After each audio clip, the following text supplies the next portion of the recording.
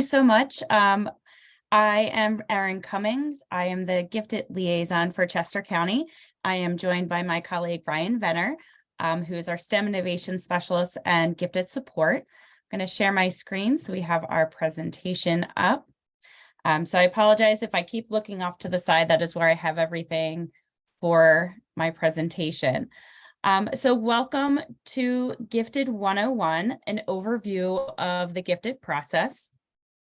And as I said, I'm Erin Cummings, and this is Ryan Venner here with me tonight. We're really excited to be here to be able to go through the Gifted process. Our agenda for this evening is to give you an idea of the universal screening and what happens across the state, go through the evaluation process, that GWR and the determination for gifted services, GIEPs, and also get a little bit more information regarding special education versus gifted education. But we're going to start with something that is probably most pressing, those acronyms, because I know they come up a lot in the world of education, and we want to make sure that you have a good understanding of what those acronyms mean. I'm going to pass this over to Ryan. Good evening, everyone. So just what everyone needs in their life are more acronyms. But they're listed here and they are very important. You'll see these terms listed over and over again actually throughout this presentation. So by the end of the night, you'll know exactly what everything means. Some important key terms here. The GIEP is the Gifted Individualized Education Plan. Some of you may know the IEP for special education. The GIP is the gifted version of that. The NORA is the Notice of Recommended Assignment. SCLOs, SDIs, we'll get into that more later on the presentation. But here, these are kind of the main acronyms that you'll see throughout this evening. Perfect. Okay, and we're going to get started with our gifted timeline. And this is the timeline that starts at the very beginning of when a student might be identified as someone who could potentially qualify as gifted. We have a request that comes in from a variety of sources, and we'll go through who can make those requests. And what happens is a permission to evaluate is given. It is sent within 10 calendar days of that request. From there, you go into the actual multidisciplinary evaluation, and that can take up to 60 calendar days to complete. So now we're at 70-ish days roughly with our process. Then we go through, there's an invitation to participate that is provided to that parent if the child is identified as gifted. Within 30 calendar days after that GWR, the gifted written report, is sent home, that GIEP meeting and the GIEP needs to be written. So if you notice, we are about 100 days from that beginning process. So it is not a super quick process. It does take time. We want to make sure that the child is getting all of those evaluations that are necessary, the data is collected, and all of the information regarding that child and how they're performing in school is really gathered in order to get a full picture. We don't want to rush anything when we're trying to talk about this your student's education. So it can take 3 to 4 months sometimes for this entire process to be done before services are started. After we have the GIEP meeting, we go through that 10 days before it's implemented. We have that NORA, that Notice of Recommended Assignment. It is presented to the parents either at the GIEP meeting or within 5 days of the meeting. And then the parents need to sign that in order for services to start. So this is just the process and what is laid out by the state. School districts follow this timeline when they are providing information to the parents. So now we're going to start with universal screeners. And let's see. So Ryan, take it away. Mm-hmm. So universal. We have one question about the timeline. Somebody wants to know whether or not those calendar days are just during the school year or what happens over the summer. Okay, so going back to our timeline, so the calendar days, it depends on what has been completed. So if you are in the process of that GWR, so the multidisciplinary evaluation is still being done and you have 60 days. If those 60 days fall over the summer, it gets stopped and started back up at the end of the summer.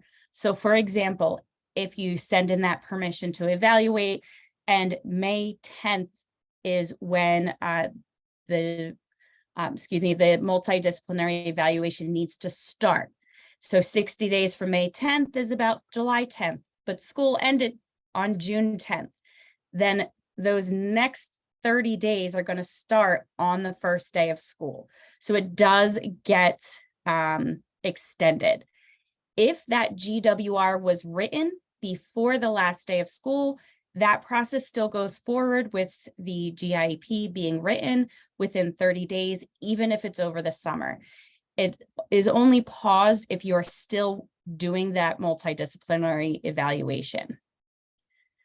So we have a question in the chat. Will the parent receive notification at every stage on the status? That is what we have for like that permission to evaluate. That is that notification.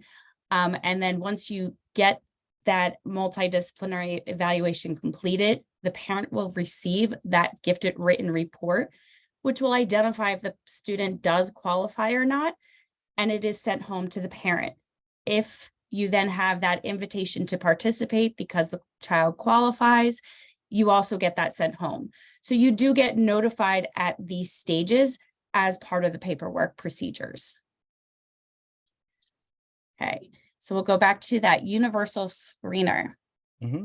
So when we think about universal screeners, think about someone casting a wide net, and that's usually what happens when the school completes universal screener, and students complete that usually in second or third grade.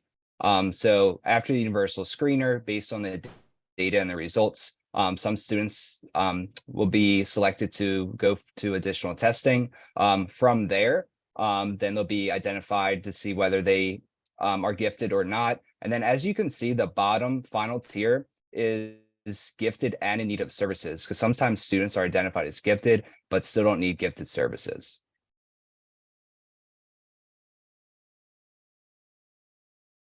So as I stated before, the screening process is like casting a wide net and really finding those students who might benefit from that specially designed instruction, which we are going to go in more depth later on this presentation.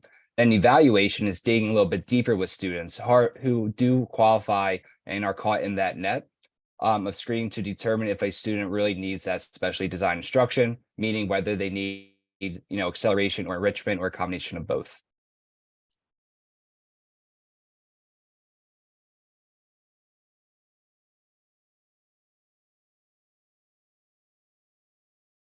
Realize that too late. There are multiple ways in which referrals can be made and multiple people who can make referrals. The majority of referrals for this evaluation process comes from universal screeners. Universal screeners are given to every student. There's multiple criteria that goes into it to determine, hey, I think this student may qualify for gifted. Let's do some additional testing. Additionally, the second most popular referral comes from parents. Parents might identify that their child may be gifted based off of some information they've received or test scores, and they can make that referral one time per calendar year. Otherwise, you will also get referrals from teachers or guidance counselors. Sometimes administrators will make those referrals. And then once that referral is in, the evaluation process gets started. So let's get into our evaluation process. We start with that permission to evaluate. It identifies that what testing is going to be done and completed. The multidisciplinary evaluation cannot be completed without this signed. So the parents need to sign that permission to evaluate in order for any testing to occur. It is sent within 10 days of a parent request, or there is a process after that universal screener that the school district goes through to just determine if they think a student should go further into testing. One thing to note with this permission to evaluate, and when we get into the multidisciplinary evaluation, it is not just that IQ test. There are many factors that go into an evaluation. So we want to make sure that we get all that information as possible, but we need this signed in order to move forward. We have another acronym, GMDT, or the Gifted Multidisciplinary Team. This is that team that will be looking at the data to determine what that student is excelling in, what their strengths may be, and if they qualify for gifted services. This can include the school psychologist, the principal, teachers, counselor, and most important, it also includes parents and guardians. You are part of this process and you will be providing information to the district regarding your student. Usually it's in the form of like a parent survey or parent input form of sorts, but it is very important to make sure that you are doing this in order to provide as best of a picture of your child as possible. There was a question, I apologize, I missed it in the chat. Are parents alerted when universal testing is being done for all students? And yes, they are. The district does a great job of notifying. A lot of times you'll see it on the website. This is something that is done for all students. The state says if a student is not being singled out, it's a screener that is given to all students. The notification can be online or it can be done in a newsletter. And I think Kristen wanted to add to that. Sure. So what for Owen J. Roberts at the elementary level, this screening takes place continually as we are looking at our student data. Our elementary buildings meet to review all student data and determine students who are in need of additional supports, whether that's enrichment or remediation.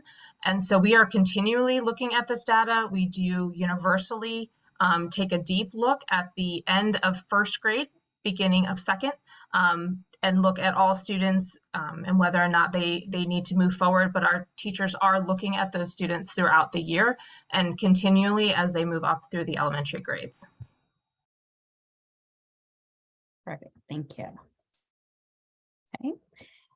And we have our multidisciplinary evaluation. This is where the determination will be if a student meets the criteria for identification of a gift being gifted and in need of services. It utilizes all different types of assessments. We have benchmark, formative, diagnostic, summative, and it's not always a lot of testing. Some of this testing is already done. It's just gathering of the data and being able to look at the student as a whole. Multiple criteria is taken into consideration for final determination. It is not just one test or one input. We look at test results. We look at the collected information that we get from the parents, from the teachers, sometimes from the student, depending upon the age, and we're gathering data from various sources. All right. Erin, there was another question in the chat with regards to the screening process. So that first, and when you think back to the funnel image that we had before, when students, based on their data, are thought to need to move on to the next level, families are notified that the team would like to move their child forward. You do have the opportunity at that time to opt out if you do not want your student, because there are additional assessments that are completed at that initial screening level. And so parents are given the option to opt out. There is not a permission as the PTE that Erin had gone over until the student has made it to the final stages of the screening where the school psychologist is involved. But at each stage in the screening, parents do have the option to opt their child out of the assessments. Mm-hmm. And the question is, what if we miss this test, especially moving from a different state? And as Kristen said, they are screening continually. It is not just a one and done for the year. It is a continuous process at OJR. They really do a great job of catching all of those students even if you're moving in the middle of the school year, you still have the opportunity through their processes to be able for your student to be identified as needed. Kristen, did you want to add anything to that part? No. Okay. But there is another question about COVID. So in the spring of like the actual 2020 spring of COVID, this screening did not take place, obviously, because we were all home. However, we did then take a look at those that the now second graders when we returned in the 2021 school year. About mid-year, I believe, is when we actually took a look at those students. And then we looked at them again at the end of the year, trying to account for some of, that lag of some students being in and some people being out, being hybrid, and that mix that we had. So we did delay the screening due to COVID, but we did take a look at them when we returned that following school year.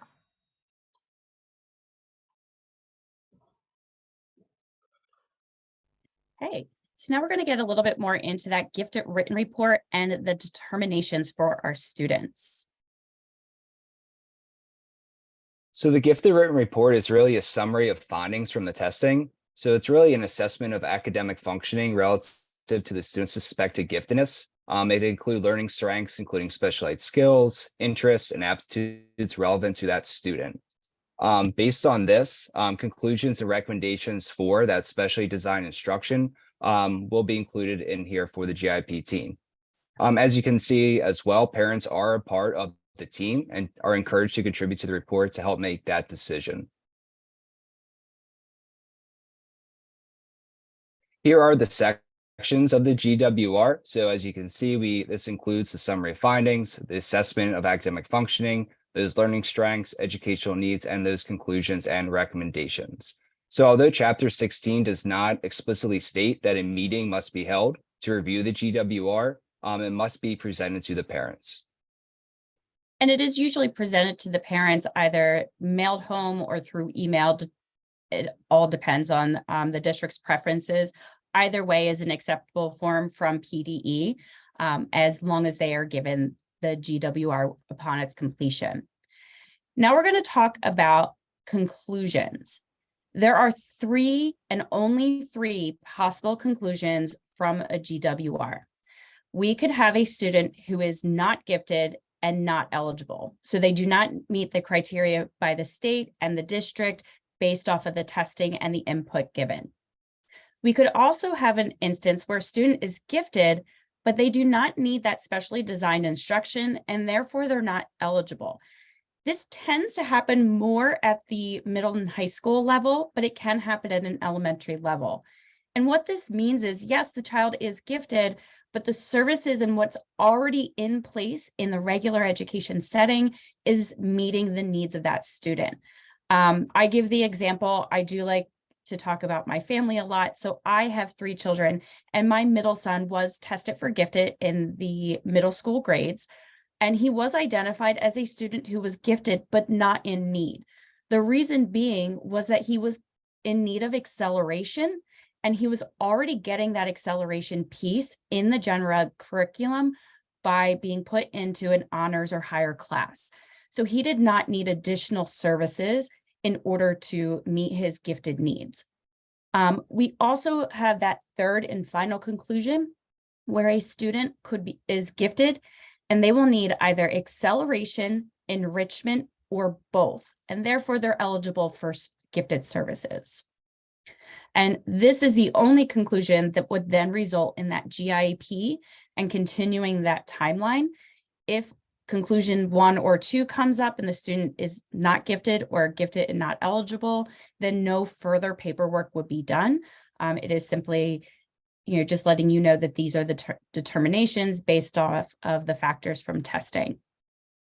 If the student is gifted and in need of services, we move on to that Gifted Individualized Education Plan, or GIEP. So the GIP sections are broken up into 5 parts. So we have our present levels, our goals, our short-term learning outcomes, our specially designed instruction, and our support services. Some key points about those present levels: they need to be data-driven, and they must identify those strengths. Okay, it provides a starting point for development of goals, and helps guide those other areas for the GIEP. Those goals should be annual and broad, and they need to be aligned to grade level standards and the curriculum. So that's very important. It's individualized and it's based on that student's present levels. So everything must be evidence-based and driven by data. The short-term learning outcomes, they really break down that goal into its various components. We'll go into that in the next slide. And they allow for the goal to be really achieved early as well. Think about really like the curriculum and units in a study. So they're really kind of, although you might have a full chapter, this kind of breaks it down by that unit.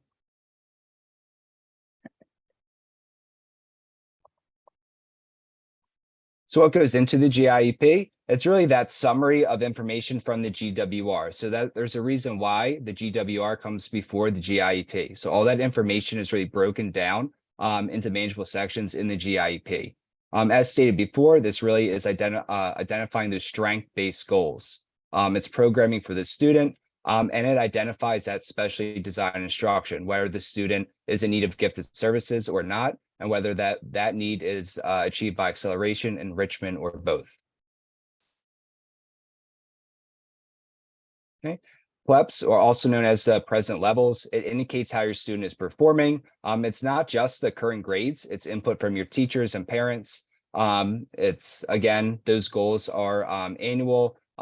It's really a general overview of where your student's at that present time.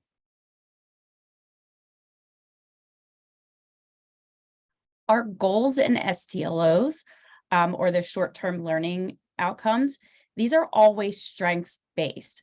So an example is if your student is identified as being gifted in the area of perhaps math, their goals are going to be going towards their gifted area. We know that sometimes you might have a student who is gifted in one area, but not in another, and maybe they're on that average level in writing. They would not have a goal in that area to bring them up to gifted. The goals and STLOs in a GIEP can only be in that area where a student is identified as being gifted. It is aligned to our standards for ELA, math, and science. The STLOs are simply that goal broken down. As Ryan said, an example, you could think of it as you have a book that is broken down into chapters. The book represents the goal. The chapters represent those STLOs. And again, this is based strictly on that student's strengths and their area of giftedness. Our specially designed instruction, or SDIs, is any instruction that does not occur in the normal curricular process. So what is specifically being done differently for your student? It describes that acceleration or enrichment. What is happening to enrich your student? Where is it happening? What is happening specifically for acceleration?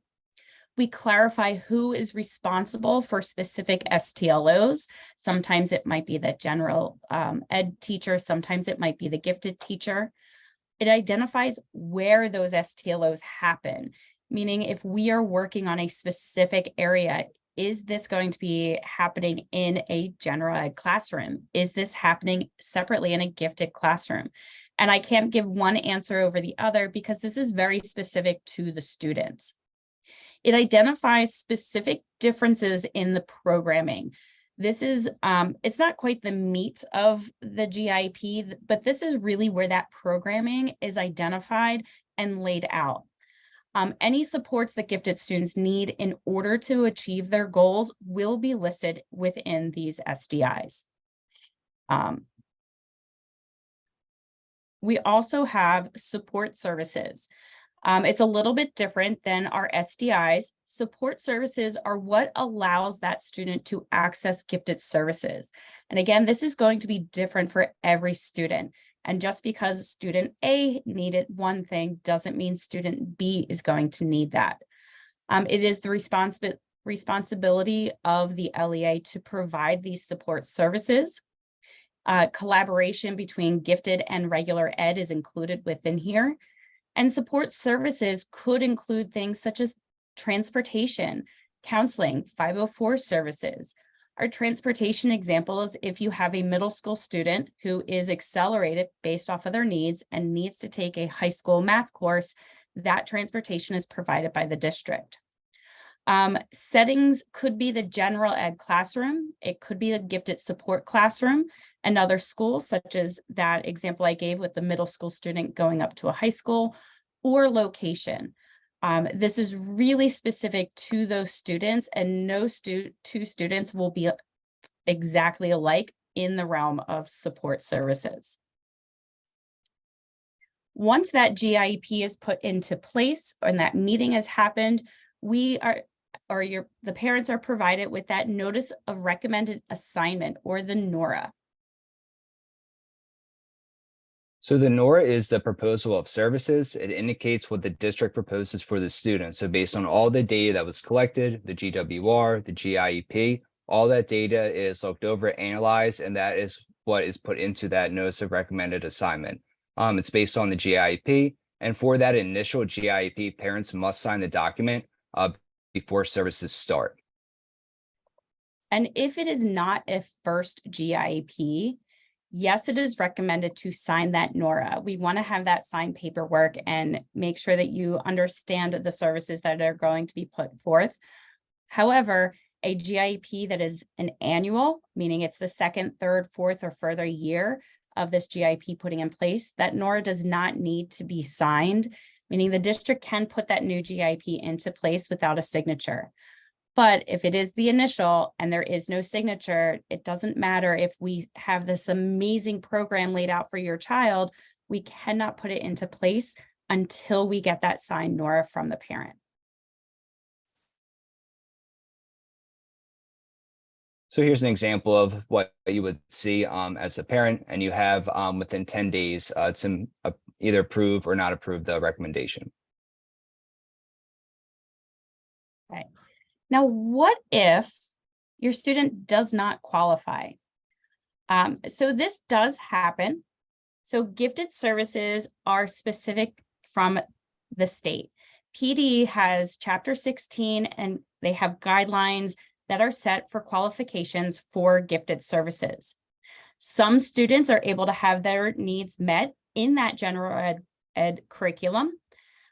Understand that students can be very bright and very smart, but they may not qualify as gifted. And something also extremely important to remember, especially if you're planning on moving out of state anytime soon, qualifications vary by state. Just because your student qualifies in one state does not mean they will qualify in another. An example is Arizona. For some reason, Arizona's qualifications are very, very high for gifted services. The majority of students who qualify for gifted services in Pennsylvania would not qualify for gifted services in Arizona. But when we have students coming in from other states and we are told, hey, my student was gifted in this state, there is a process for that student to be tested in order to determine, do they qualify in Pennsylvania? So the question is, what are the qualifications for PA? And they are laid out in Chapter 16. You are always welcome to, if you Google Chapter 16 PDE or PDE Gifted, you'll be able to see all of that information there. They have a specific IQ score. They also will have information regarding that multidisciplinary evaluation and how we are looking at multiple criteria. Pennsylvania is very specific that you cannot use just one data point to determine giftedness or qualifications of giftedness or gifted services. And now we're going to get into that special education versus gifted education. If anybody is familiar with special education, it is based on areas of need. So we look at where the deficits are for special education for students and determine what do we need in order to close that gap. The goals and those SDIs are still in that IEP for special education, and they all address those specific needs. They are never strength-based documents. Reevaluations or review of records are done every 3 years for a special education student. Sometimes it's a review of records and no additional testing is needed. Sometimes it is a full evaluation. or reevaluation and there is a permission sent for this to happen, students can be exited from special education and no longer identified as having a need.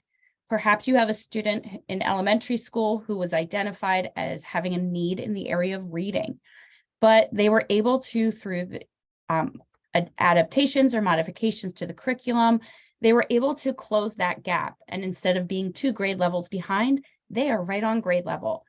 Therefore, they no longer qualify for those services and will be exited from special education. So differences with gifted education. Gifted is based solely on the strengths of those students. Those goals and the SDIs all address strengths. We're not looking at areas of weakness. We do use the term needs, but their needs are what they need to build upon their strengths. One of the main differences between an IEP and a GIEP, or special ed and gifted, is that reevaluations only happen when a change of placement is required for your student. You do not have that reevaluation every 3 years. You do not need multiple permissions to evaluate. Your student does not need a new IQ test in any way, shape, or form. Once a student is gifted, they are always gifted. Even if they decide in high school that they want to be exited from gifted education services, they are still gifted. They just don't receive those extra services. My son is still gifted. He's just not receiving services. You know, if you were in the gifted support or in gifted class when you were in school, you are still gifted. So it's not something that ever goes away. It is always there. So just something to remember for your student in particular. Once they're gifted, they are always gifted. Okay, so now we get to our questions section. And we have a question, Kristen, I think you might be the best one to answer this one. How do parents officially request or start the evaluation process? Okay, I'm going to go ahead and stop the recording at this point.